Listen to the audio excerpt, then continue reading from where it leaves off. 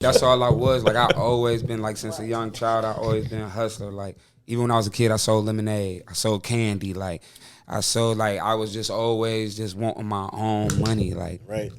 And shit, that's just how it was. Them niggas was doing that. And I liked it, the shit they was getting off of it. Like, they was getting the girl, like, they pulling up, banging they shit, girls twerking to they shit. I'm like, yeah. And then I'm just this nigga over there just sitting there. I don't got no motion. Like, I'm just selling a little nickel back. Like I said, I ain't got no motion. They got all the motion. I'm and like, you probably one with the money though, because you know how it be. The hustlers usually had the paper. Nah, for sure. The rappers usually, you know, it look good sometimes, but you know. So how did it feel?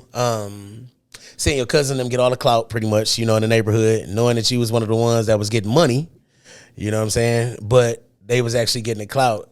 How did that feel, like watching the whole evolution, right? And then you started moving into the main screen or into the main scene at that point in time. Shit, it really felt good because they came to me really with open arms. Though I just asked my cousin, like, "Can I get on the song?" He kind of laughed at me because he know that I'm not no rapper. So he laughed at me like, hey, "You can't rap." I'm like, "Bro, you give me a chance. Like, put me on the song." Yeah. He gave me 6 bars. Trash. 6 bars is crazy to start out with. Trash. It was like an intro. They gave me the intro.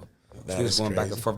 That was that back and forth era where you do 6, they do 6. Yeah. He gave me that little Doughboy Cash Out kind of vibe. Yeah, and that was around that time. Yeah. Right when I started, we'll get into that Doughboy Cash Out era, but that's a little bit more later on in life. But. So what year did you start rapping? What year was it when you dropped your first joint, or when they let you on? I'd say 2010. 2010. 11. It was the Doughboy Cash Out era. Yeah, so like 09, 08, 010, like 10 up in there. Yeah, because they was tearing this bitch up around here. Who didn't wanna be a Doughboy Cash Out nigga at that Me? point? Me? I was from the east side, so I ain't want to be one of them niggas. Hold on, but you gotta understand this though. This what you gotta understand. What do I gotta understand? Y'all from Detroit. We from the east though. It don't we was listening to Team matter. East Side. We was fucking with Philip. Okay, so let me tell you. We was fucking with Danny. Right? Hold on, let me tell y'all how big of an impact that Doughboy Cash Out had in other cities. Oh yeah, for sure. Other than y'all city. Y'all live. I live in L.A. No, And all right. I live in LA. LA. But I get what he's saying, though. Their name wasn't big out in LA like that at that point in time. But what I'm saying is, you know how you just said, like, oh yeah, that made me like, hell no, I wasn't trying to beat them niggas. It went like this. I didn't hear it. Okay, so, it went like this off the music scene. I'll be real with you. It went like this off the music scene. It was Blade Icewood. It was. For sure. Blade Icewood was talking spicy. He was the first nigga that was talking spicy and talking bossy and had $3 million in one sentence in a rap. Okay? He'd say so much shit that you'll be like, cathedral? What the? You got to start looking shit up. When the niggas say he got cathedral floors in the ceiling and all that shit, you look, Icewood talking bossy.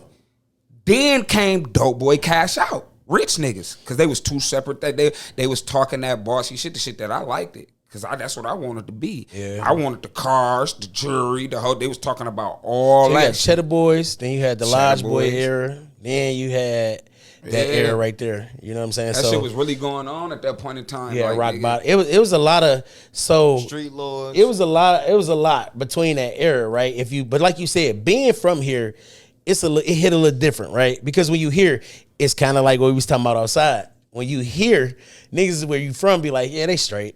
Right.